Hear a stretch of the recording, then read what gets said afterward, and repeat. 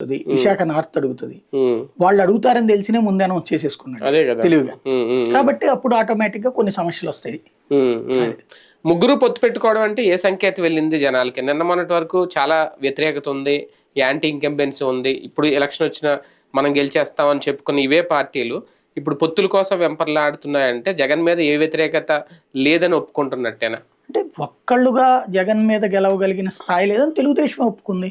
అందులో తెలుగుదేశానికి జగన్ ని ఓడించగలిగిన సత్తా లేదని అది ఒప్పుకునినే మిగతా వాళ్ళతో పొత్తు పెట్టుకుంది. ఇప్పుడు మిగతా వాళ్ళు ఏమి బతిలాడలేదు కదా, మిగతా వాళ్ళ వెంటబడింది తెలుగుదేశం.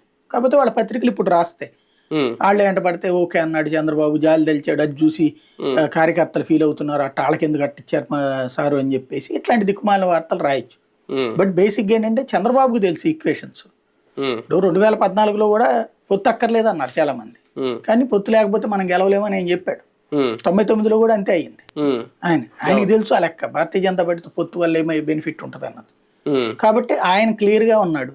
కింద స్థాయిలో వచ్చేటప్పటికి సహజంగా ఏంటంటే ఈవెన్ తెలుగుదేశంలో కింద కార్యకర్తకు కూడా తెలుసు, ఇవాళ రోజున కనుక పొత్తు లేకపోతే ముందు అసలు జగన్ వీళ్ళని పోల్ చేయనివ్వడం బేసిక్ గా అదో భయం ఉంది వీళ్ళకి.